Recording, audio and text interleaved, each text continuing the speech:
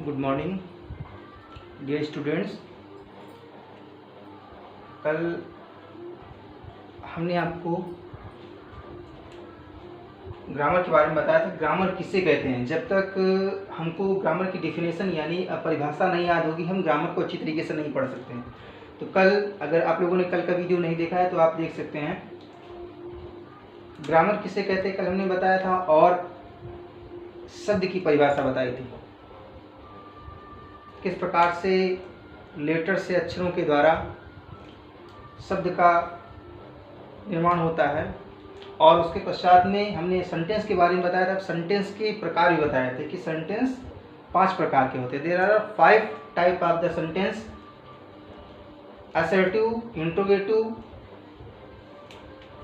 Imperative, optative and exclamatory. तो हम आज आपको न्यू टॉपिक नाउन बताएंगे। नाउन से पहले हम आपको बताना चाहेंगे, नाउन ग्रामर का बहुत ही इम्पोर्टेंट पार्ट है, क्योंकि ग्रामर में सबसे पहले आपको अक्षर सिखाए जाते हैं, लेटर्स, और उसके पश्चात में आपको उन लेटर्स से यानी वॉवेल और कॉन्सोनेंट होते हैं, और वॉवेल और कॉन्सोनेंट के कॉम्बिनेशन से एक वर्ड बनता है। वर्ड जब एक मीनिंगफुल ग्रुप में रखा जाता है फिर वो सेंटेंस बन जाता है, वाक्य बन जाता है, और उस वाक्य को हम जब प्रोनाउंस करते हैं यानी एक पैसेज के रूप में लिखते हैं तो हमारी लैंग्वेज बन जाती है। तो ये कल का प्रोसेस था। आज हम आपको बताएंगे नाउन। तो सेंटेंस वाक्य की कल हमने भेद बताए थे, प्रकार बताए थे, और आज इसी प्रकार से जो ग्रामर का सबसे इम्पोर्टेंट टॉपिक है नाउन यानी part of speech. Part of speech आपको क्लास 4 से ही सीखने को मिलता है।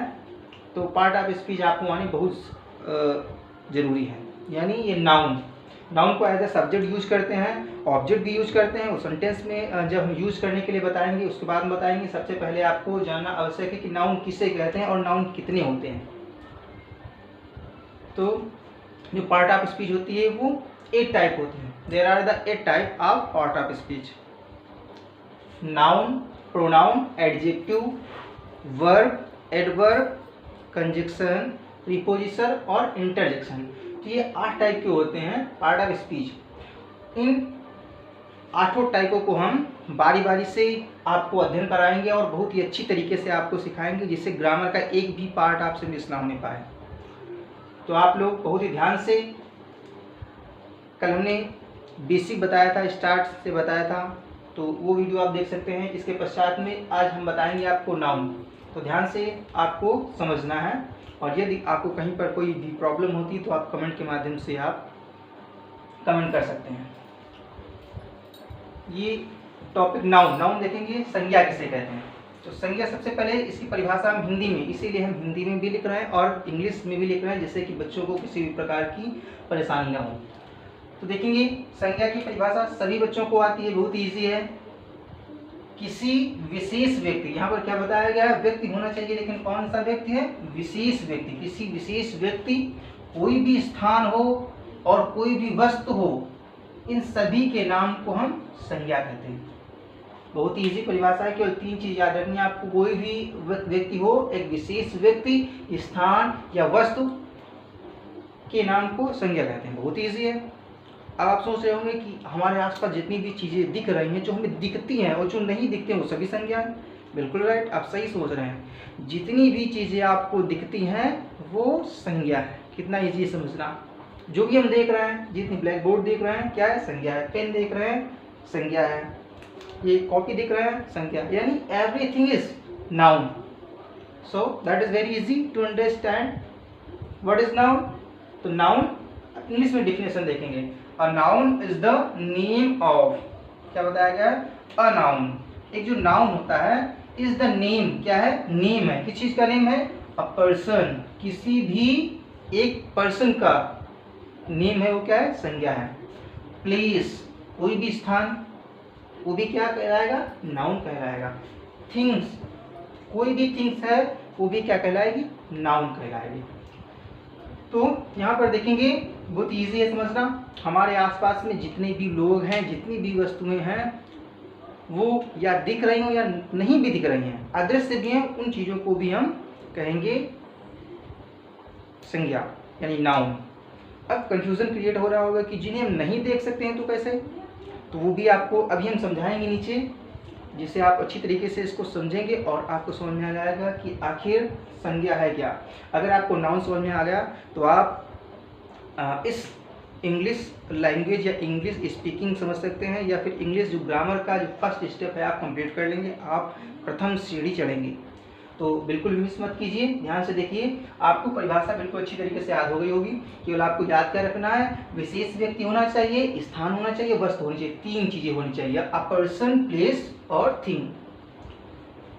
अब यहाँ पर देखेंगे इसको, how many type of the noun, तो there are 5 types of noun. यहाँ पर तो क्या बताया गया, अंग्रेजी भाषा में सेंटेंस, इसके पश्चात हम सेंटेंस भी आपको बताएंगे किस प्रकार से हम किसी भी सेंटेंस को कैसे हिंदी से इंग्लिश में ट्रांसलेट करते हैं, तो अभी इसके बाद बताएंगे। सबसे पहले देखेंगे अंग्रेजी भाषा में संज्ञा के 5 प्रकार होते हैं। तो यहाँ पर आपको में आ रहा है, इसीलिए सबसे पहले क्या करेंगे, देयर का यूज करते हैं यहाँ पर। तो देयर आर बहुवचन है, 5 टाइप्स, इसलिए आर लिखा हुआ। There are 5 types of, kind भी बोल सकते हैं यहाँ पर, of the noun in English language, अंग्रेजी भाषा में यानी इन इंग्लिश लैंग्वेज।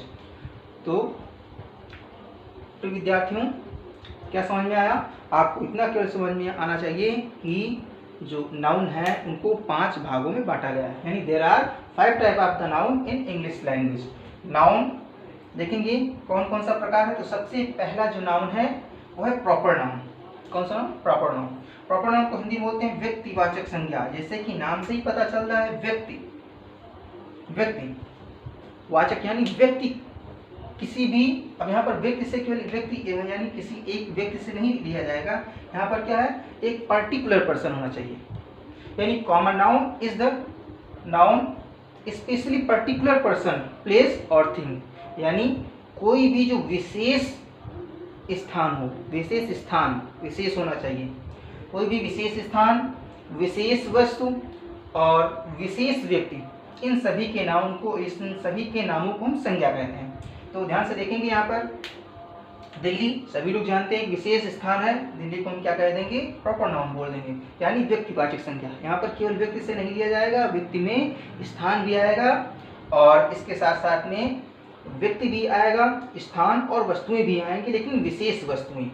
यहाँ पर देखेंगे ग्रेट अशोक, यानी अशोक महान को सभी लोग जानते हैं, इसीलिए अशोक। रामायण एक पुस्तक है, वस्तु है, लेकिन रामायण एक विशेष पुस्तक है, इसीलिए हम केवल बुक कहेंगे तो वो किस में चला जाएगा, वो आ जाएगा कॉमन नाउन में, बुक। लेकिन अगर हम कहेंगे रामायण ये क्या है, पवित्र ग्रंथ है, एक विशेष पुस्तक है, धार्मिक ग्रंथ है, तो इसको हम रखेंगे किसमें, व्यक्तिवाचक। यहाँ पर डिफरेंस देखेंगे, बुक्स यहाँ पर भी है लेकिन ये भी, लेकिन ये क्या है, धार्मिक ग्रंथ है, इसीलिए इसको हम व्यक्तिवाचक संख्या में रखेंगे। जयपुर ये भी क्या है, एक सिटी है, सभी लोग जानते हैं, pink city of India and special capital of Rajasthan, Jaipur.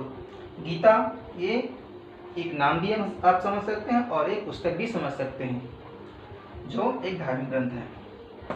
तो इस प्रकार से आपने देखा प्रॉपर नाउन क्या है। प्रॉपर नाउन में 3 चीजें हैं, केवल पर्टिकुलर पर्सन होना चाहिए, या प्लेस होना चाहिए, या फिर कोई थिंग्स होनी चाहिए।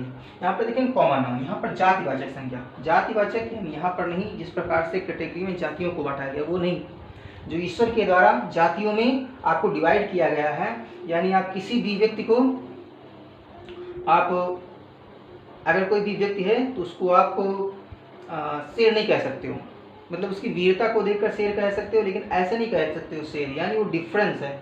तो वो जो डिफरेंट है उसमें हम क्या कहेंगे, देखो एक जो कॉमन वस्तुएं होती हैं, जब एक समान की कोई वस्तुएं होती हैं, यानी अगर कुत्ता है तो कुत्ते को आप कुत्ता ही कहेंगे, बिल्ली नहीं कहेंगे।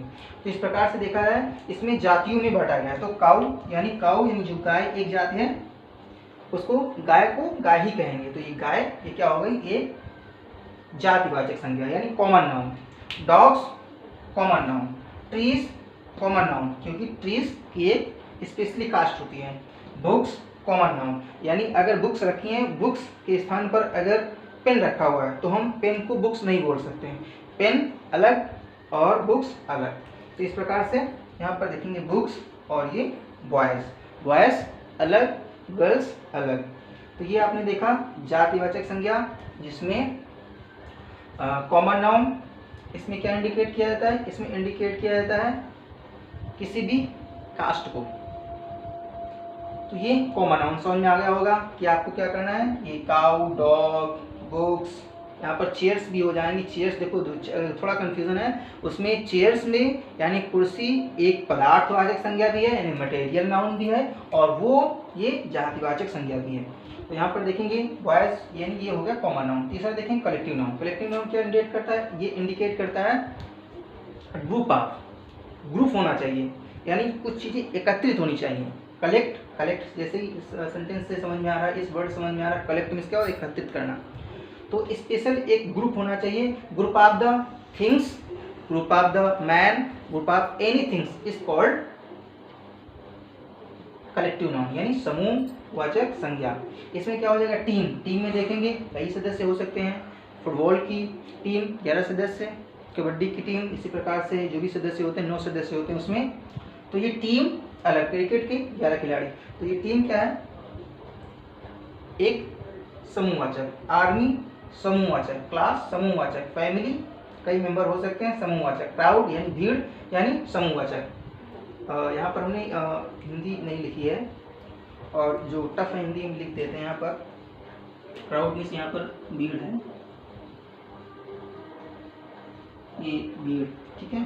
फैमिली मीन्स पता है परिवार, क्लास मीन्स कक्षा होती है, आर्मी, और टीम ये आपका कलेक्टिव नाउन।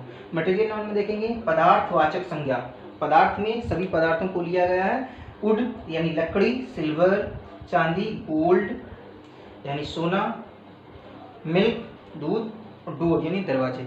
हमने यहाँ पर देखो मटेरियल नाउन यानी जितने पेन, पेंसिल ये मटेरियल नाउन है। बुक्स ये सभी मटेरियल से बनी हुई, इसीलिए मटेरियल नाउन है। और ये एक अलग, ये कॉमन नाउन यानी जातिवाचक संज्ञा भी है। तो ये डोर हो गया। अब्स्ट्रैक्ट नाउन में देखेंगे, अब्स्ट्रैक्ट नाउन अभी हम आपसे एक वर्ड बोले थे कि जो चीज़ों को हम देख सकते हैं, जिन चीज़ों को देख सकते हैं उनको भी नाउन कहते हैं, और जिन चीज़ों को हम नहीं देख सकते उनको भी नाउन कहते हैं। तो यहाँ पर देखेंगे ये क्या है, ये इनको हम बोलते हैं भाववाचक संज्ञा, यानी जिस संज्ञा से केवल अपने भावों से व्यक्त किया जा सके। अगर किसी को कह दिया गया you are very handsome, you are very beautiful, you are very lovely या गुड, वेल डन, अगर इन शब्दों का हम प्रयोग करते हैं इससे दूसरे व्यक्ति को प्रसन्नता होती है, खुशी होती है। तो इसीलिए भाववाचक संज्ञाएं हैं, और इन संज्ञाओं को हम देख नहीं सकते, इसीलिए यहाँ पर देखेंगे लव, ये क्या है, स्नेह, और इस स्नेह को हम देख नहीं सकते इसीलिए भाववाचक संज्ञा में है। ऑनेस्टी, ऑनेस्टी को हम देखेंगे, ऑनेस्टी हम देख नहीं सकते हैं, यानी ये क्या है, हमारी जो ईमानदारी होती है। एंगर क्रोध, हैप्पी प्रसन्नता, विजडम बुद्धिमानी, इन सभी चीज़ों को हम देख नहीं सकते हैं, ये इसलिए भाववाचक संज्ञा में रखा गया है। तो प्रिय विद्यार्थियों आपको समझ में आया होगा ये नाउन संज्ञा के बारे में, और अगर नहीं समझ में आया तो आप 1 या 2 बार वीडियो देखेंगे, आपको बहुत अच्छी तरीके से समझ में आ जाएगा।